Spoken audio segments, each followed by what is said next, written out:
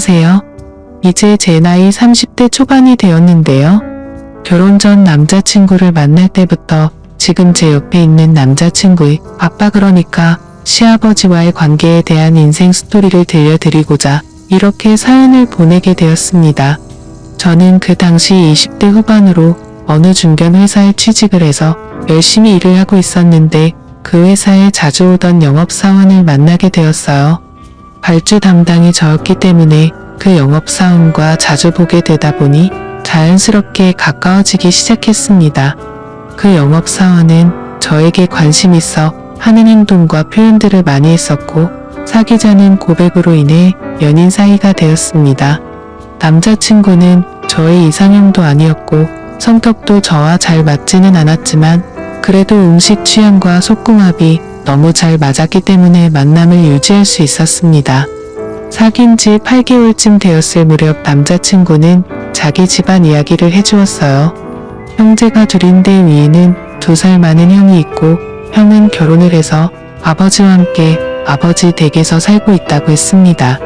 어머니는 췌장암 말기라서 시한부 인생을 사시며 요양원에 계시고 아버지는 바람기가 좀 있으셔서 예쁜 여자들을 좋아하는데 그 중에서도 글래머러스한 예쁜 여자를 특히 좋아하시고 그 예쁜 여자들하고 놀 때는 적당히 돈을 쓰시면서 인생을 즐기며 사신다는 거예요. 그리고 수시로 여자들을 바꾸며 생활하고 그 여자들도 6개월 이상은 절대 안 사귀신다고 하더라고요. 저는 그 얘기를 듣고 놀라서 농담 반 진담 반으로 오빠에게 말했습니다. 오빠, 아버님 너무하신다. 어머님이 병으로 생사를 오가시는데 여자 만나는 걸 즐겨 하신다고? 게다가 그냥 여자도 아니고 가슴이 예쁜 여자라니. 세상에, 그럼 아버님께 인사드리러 가면 나 엄청 이뻐해 주시겠네. 오빠가 나보고 가슴이 정말 예쁘다고 맨날 칭찬해줬잖아. 이렇게 웃으며 말을 했더니 남자친구는 갑자기 정색하며 단호하게 말하더라고요. 행여나 우리 아버지 앞에서 치마 같은 거 절대 입지 말고 특히 가슴 파인 옷이나 달라붙는 거 조심하도록 해. 알았지? 그러면서 시아버지의 재산에 대해 말을 꺼냈습니다. 아버지가 수십 년 전에 저렴하게 사놨던 논밭들이 관광단지로 개발돼서 땅 시세가 엄청나게 폭등했었거든. 그때 차익을 많이 남기셨고 500억 원대 부동산 갑부가 되신 거지. 현금도 상당히 보유하고 계시는데 문제는 자식들에게는 돈을 너무 아끼신다는 거야. 경제적 지원도 자식들 학비랑 결혼까지만 지원해 주시고 그 이후에는 자식들이 알아서 해야 한다고 아예 돈을 주지 않겠다고 선포하셨어. 저는 남자친구의 말을 듣고 머릿속으로 생각을 했습니다. 저희 집은 너무 가난했기 때문에 남자친구가 썩 마음에 들지 않았지만 남자친구 아버지의 재산에 큰 관심이 생기는 겁니다. 잘만 하면 제 인생도 역전할 수 있겠다는 생각이 제 머릿속을 스쳐 지나갔습니다. 그래서 저는 남자친구와 결혼하기로 마음먹었고 남자친구 아버지에게 무조건 잘 보이기로 했어요. 그리고 시아버지에 대해서 조사해보고 보기로 했습니다. 저는 남자친구 집 한마트 사장님이 아버님의 친구분이시란 얘기를 듣고 그분께 시아버지에 대해 여쭤보러 찾아갔더니 아버님은 힘이 정말 엄청나게 센 사람이라고 하시는 겁니다. 젊을 때는 물론이거니와 지금까지도 하루도 여자들과 보내지 않으면 못 사는 그런 남자라고 소문이 자자하게 났다고 하셨어요. 그러면서 마음에 든 여자에게는 모든 걸 올인할 정도로 열정적이시라며 저를 훔쳐보시면서 이렇게 말했습니다. 그 친구가 딱 좋아하는 스타일이 바로 아가씨 같은 스타일이야 말하면서 적당히 볼륨 그리고 약간 고양이 같은 스타일. 이거 막 농담하는 게 아니라 그냥 그 친구 스타일이 그렇다는 거지. 아가씨 기분 나빴다면 내가 사과하지. 저는 얼굴이 화끈거려서 당황하며 얘기했습니다. 아, 저는 그 집 며느리가 될 사람이에요. 이렇게 말씀을 드리니 웃으시며 저에게 다가와 귓속말로 그러시더라고요. 며느리 하지 말고 그 친구 아직 한창인데 애인이나 되어봐. 아마 자네 인생이 활짝 필 거네. 아니 뭐 그냥 흘려들어도 되는 이야기니까 너무 귀담아 듣진 않아도 돼. 내가 그랬다고 말하지는 말고 저는 그 사장님께 좋은 정보 주셔서 감사하다고 인사를 하고 집으로 돌아왔습니다. 저는 그때 반지하방에서 가족들과 같이 살고 있었는데 그 지긋지긋한 가난에서 벗어날 수 있는 기회를 꼭 잡겠다고 각오와 다짐을 했었습니다. 이렇게 저는 예비 시아버지에 대한 조사를 완벽하게 마쳤습니다. 적을 알아야 승리한다는 말이 있듯이 저는 저의 계획대로 시아버지의 며느리가 되었다가 시아버지 옆자리로 가서 재산을 가져야겠다는 생각을 했습니다. 그러던 어느 날 남자친구의 어머니는 병을 이기지 못하고 결국 돌아가셨고 6개월이 흐른 뒤 남자친구 아버지는 막내 아들을 결혼시켜야 하시겠다며 드디어 주말에 저를 집으로 부르셨습니다. 남자친구는 아버지를 만나려면 미리 좀 준비를 하라고 말을 해주었습니다. 저는 기다리고 기다리던 저의 계획을 실행시키기 위해서 준비를 철저히 했습니다. 헤어스타일과 옷을 시아버지께서 좋아하시는 대로 꾸미고 일주일 내내 피부 관리도 했어요. 모든 것은 시아버지께서 좋아하는 걸로 완벽히 준비를 끝마쳤습니다. 남자친구는 만약에라도 시아버지께서 저를 보고 싫다고 하면 결혼은 절대 못할 거라고 말을 해주었고 아버지의 성격은 한 번 아니면 아닌 사람이라고 하며 집의 모든 재산을 다 쥐고 계시기 때문에 집에서는 최고 권력자이고 왕이라고 했습니다. 저도 예비 시아버지 눈에 못 들면 저의 계획도 수포로 돌아가기 때문에 저는 날마다 긴장 속에서 결전의 날을 기다렸습니다. 시아버지를 만나는 날까지 남자친구와 외박도 절대 하지 않았습니다. 드디어 그날이 다가왔고 저는 남자친구와 차를 타고 집으로 갔는데 딱 봐도 부촌 같은 동네였고 외곽 한적한 곳에 있었는데 집은 3층 집이었고 어마어마하게 크더군요. 큰 며느리와 예비 시아버지 그리고 큰아들이 마당에 나와서 저를 기다리고 계셨습니다. 시아버지는 마음에 안 들면 아예 인사도 안 하고 대화도 안 나누고 그냥 집으로 돌아가라고 하신다는 말에 너무 긴장이 되었습니다. 저는 차에서 내려 예비 시아버님께 최대한 상냥하게 연습한 대로 애교 섞이고 귀여운 목소리로 인사를 드렸어요. 안녕하세요. 아버님 처음 뵙겠습니다. 박지민이라고 합니다. 이렇게 인사를 드렸더니 잠시 정적이 흘렀고 그 짧은 순간에도 실수한 게 있나 머릿속이 바빴습니다. 너무 목소리 크고 높았나 괜히 코맹맹이 소리로 말했나 그냥 여성스럽게 말할 걸 마음에 안 드셔서 그냥 들어가 버리시면 어쩌지. 바로 그때 시아버지는 뜻밖에도 두 손으로 제 손을 덥석 잡으시면서 환하게 미소를 지으며 말씀하셨습니다. 어서 와요. 오느라 고생이 많았어요. 우리 막내 아들한테 말은 많이 들었어요. 이어서 정말 제가 봤던 아가씨들 중에 최고로 예쁘네요. 자, 어서 들어가요.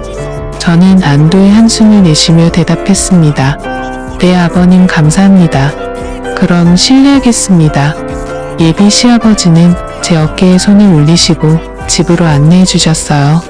시아버지는 제가 너무 마음에 든다며 싱글벙글 하셨고 시선은 제 얼굴부터 시작해서 이곳 저곳을 계속 훑어보시는 것 같았죠.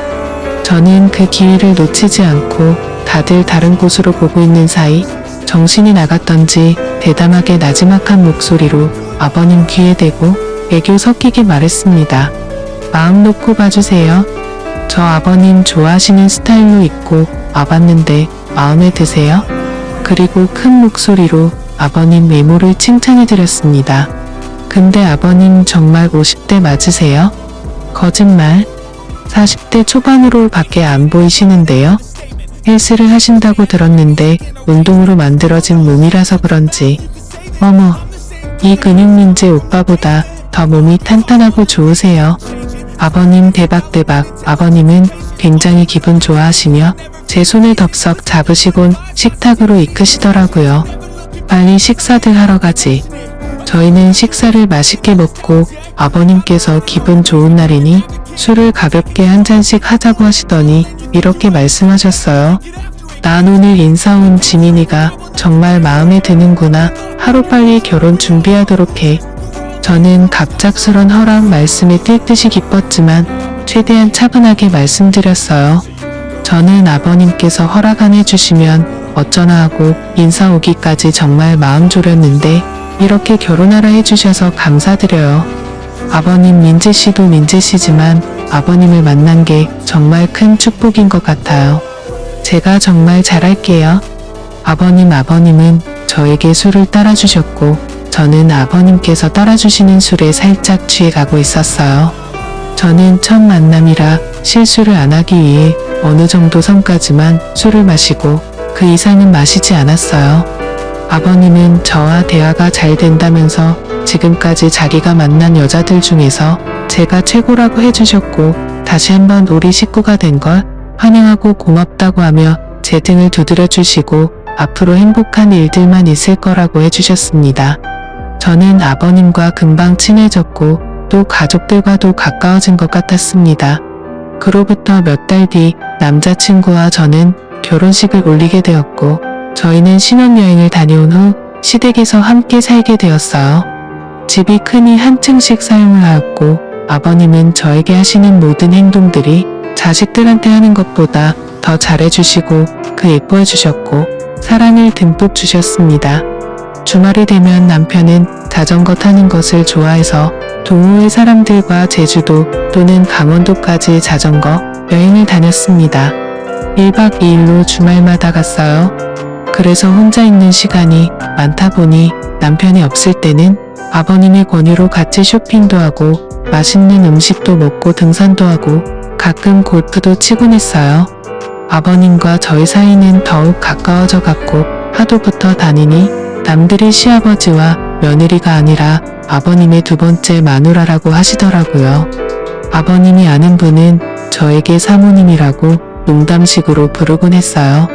그런데 이상하게 아버님은 그 사람들에게 농담 그만하라는 말씀을 전혀 하지 않으셨어요. 그러던 어느 날 저는 아버님과 술을 한잔하면서 아버님에게 부탁이 있다고 말씀을 드리니 아버님은 제 부탁이면 다 들어주겠다고 말해보라고 하셨습니다. 저 아버님 사실 요즘 너무 행복한데 마음 한구석은 항상 친정 식구들 걱정이 되거든요. 저만 이렇게 좋은 집에서 아버님 덕에 호강하면서 사는데 저의 친정 식구들은 반지하방에서 고생하고 있으니 마음이 불편해서요. 염치 없지만 아버님께서 조금만 도와주시면 안 될까요? 이런 말씀드려서 죄송해요. 아버님 이렇게 애교 섞인 목소리로 부탁을 드렸더니 아버님은 기다렸다는 듯이 말씀하시더라고요. 그래 우리 며느리 걱정이 많았지. 안 그래도 다 끝내놓고 깜짝 선물로 너한테 말해주려고 했었다. 착한 우리 며느리가 친정 걱정을 왜 안 하겠나 싶어서 내가 준비 다 해뒀지. 이미 마음 평대 아파트로 준비를 다 해놨고 지금 살림살이 넣고 있으니 다음 주에 사돈어른과 동생들이 이사만 하시면 되겠구나. 명예도 우리 며느리 앞으로 해놨으니까 네가 알아서 하도록 해. 어머, 아버님 정말요? 너무 감사해요. 이거 꿈 아니죠? 저는 아버님이 너무 감사해서 저도 모르게 울면서 아버님 품에 안겨버리고 말았고 아버님은 뭘 그런 거 가지고 우냐면서 저를 꽉 안아주시며 토닥여 주시는데 아버님의 품은 너무 따뜻했습니다. 저는 이때다 싶어 아버님께 애교 섞인 말로 얘기했습니다. 아버님, 이제 다른 여자들 안 만나시면 안 돼요. 그 대신 제가 아버님께서 원하시는 대로 다 해드릴게요. 아버님은 저만 보셨으면 좋겠거든요. 아버님은 웃으시면서 제 머리를 쓰다듬으시며 말씀하셨어요. 다른 여자들 만나서 즐기는 재미로 사는데 우리 예쁜 며느리가 그 빈자리 채워준다는데 한번 생각해봐야지. 그리고 아버님은 그 이상의 선을 넘지 않고 금단의 선을 잘 지키셨습니다. 아주 멋진 아버님이셨어요. 다음날 부모님께 이사갈 준비하면 안 된다고 다투지장을 말했더니 울먹이시며 고맙다고 하셨습니다. 그때 전화기가 울리는데 강원도로 자전거 여행을 갔던 남편의 동호회 회장님의 번호였고 바로 전화를 받으니 남편이 자전거를 타다가 뒤에서 오는 1톤 트럭과 부딪혀 지금 병원에서 사경을 헤매고 있다는 것이었습니다. 저는 충격 속에 울며 아버님께 전화를 드렸고 함께 차를 타고 강원도로 급히 올라가 병원에 도착하니 이미 남편은 하늘나라로 떠나버리고 말았더라고요. 결혼한 지 얼마 안 된 신혼인데 너무나 슬펐습니다. 아버님과 저는 죽은 남편을 붙잡고 대성통곡을 하였고 서울로 돌아와 남편의 장례를 치렀습니다. 저는 30대 초반의 젊은 나이에 혼자가 되어버리고 말았습니다. 막상 남편이 너무 일찍 저 세상으로 가버려서인지 저는 이제 어떻게 살아야 할지 막막하더라고요. 그 순간에도 제가 세웠던 계획에 차질이 생기지 않을까 하는 못된 걱정도 들었어요. 아버님께서 갑자기 제가 마음에 안 든다며 집에서 나가라고 하실지도 모르고 빈털터리로 쫓겨날 것 같았습니다. 남편은 가진 돈도 별로 없었기 때문에 당장은 아버님 댁에서 살 수밖에 없었거든요. 그때 아버님은 저를 부르시더니 이렇게 말씀하셨어요. 내 남편은 널 놔두고 하늘로 갔지만 이제부터 내가 너의 남편 역할을 할 테니 이 집을 절대 나가지 말고 여기서 나랑 같이 살도록 하자. 저는 제가 하고 싶었던 말을 아버님께서 말씀해 주셔서 안도하며 그 말씀을 듣자마자 아버님 품에 안기면서 얘기했습니다. 어머 아버님 너무 감사해요. 제가 잘할게요. 아버님 지금 살고 있는 집은 큰아들에게 주고 다른 집이 하나 있으니 그곳에 가서 같이 살자고 했습니다. 그렇게 남편이 죽고 1년이 지난 후에 아버님과 함께 새로운 집으로 이사를 가게 되었죠. 그 집은 지금 살고 있는 집보다 비교가 안 될 정도로 더 크고 웅장한 집이었습니다. 아버님은 이미 저하고 살 수 있도록 저에게 맞게 인테리어와 가구를 해놓으셨더라고요. 저에게 선물로 주는 거라고 하셨고 이 집에서 같이 잘 살아보자고 하셨습니다. 아버님은 남편이 죽고 2년 동안 서로 조심하고 그냥 며느리와 시아버지 그 이상의 선은 절대 넘지를 않았습니다. 그게 하늘로 간 남편에 대한 마지막 예의라고 생각했기 때문입니다. 1년이 조금 지난 어느 날 아버님 술을 한잔하며 앞으로의 계획에 대해 이야기를 하게 되었는데 이런저런 이야기를 하며 술을 한 잔 두 잔 마시다 보니 살짝 취기가 올라왔습니다. 그렇게 저와 아버님은 시아버지와 며느리의 사이를 넘어서 남자와 여자의 그런 사이가 되어버리고 말았습니다. 아버님은 갑자기 저를 쳐다보더니 잠시 정적이 흘렀습니다. 그 침묵 속에서 제가 먼저 속마음을 말씀드렸어요. 아버님을 앞으로 한 남자로 아버님만 바라보고 사랑할 거예요. 이제부터 시아버지 말고 제 남자가 되어주세요. 그래 주실 거죠? 그러자 아버님이 미소 지으시며 말씀하시더라고요. 내가 원했던 게 바로 그거야. 나도 평생 너 하나만을 바라보고 사랑해 줄 거다. 전에 만나던 주변 여자들은 예전에 다 정리했으니까 걱정 말고 나도 이제는 너만 볼 거야. 그럼 저 이제부터 오빠라고 부를래요. 오빠라고 불러드린다고 하니 아버님은 너무나 좋아하시더라고요. 제가 30대 초반이고 오빠는 50대 중반이니 나이 차이는 22살밖에 차이 나지 않으니 딱 좋았어요. 오빠는 저에게 그냥 자기야라고 부르겠다고 하길래 저는 이름을 몇 년간 계속 불렀으니 이제부터 자기야라고 불러달라고 했습니다. 그랬더니 아주 스윗하게 불러주더라고요. 아버님은 50대 나이셨지만 여러 여자들을 만나셨던 이유가 있었더라고요. 자상함과 배려 그리고 가장 중요한 것까지 모든 부분에서 저를 만족시켜 주셨어요. 그리고 사돈집 사정이 어려우니 매월 생활비로 300만원씩 주면 어떻게 있냐고 하더라고요. 저는 오빠에게 성의를 조금만 더 보여달라고 했습니다. 역시나 통이 큰 오빠는 기분이 다 알았어 하며 500만원씩 저희 집에 생활비로 보내겠다고 했어요. 제가 결혼 전 계획했던 대로 시아버지를 내 남자로 만들었고 앞으로 재산도 차지하게 될 것이며 인생 역전을 했습니다. 저는 제 진심을 담아서 오빠에게 사랑한다고 여러 번 말을 했고 오빠 역시 저에게 사랑한다고 수없이 말을 해주었습니다. 남들은 저희들에게 며느리와 시아버지가 붙어 먹었다고 욕을 하시겠지만 이렇게 되어버린 걸 어떻게 하겠어요. 우리 주변에 은근히 이런 일이 정말 많이 벌어질 거라고 저는 생각합니다. 여러분들도 이해해 주시길 바라요. 그리고 다시는 지하 단칸방 삶을 살아가고 싶진 않은 제 마음도 알아주세요. 오빠와 저는 이왕 이렇게 된 거 행복하게 잘 살아볼 테니 욕보다는 응원 말씀 부탁드려요. 제 사연을 읽어주셔서 감사합니다. 오늘의 사연은 여기까지입니다. 구독과 좋아요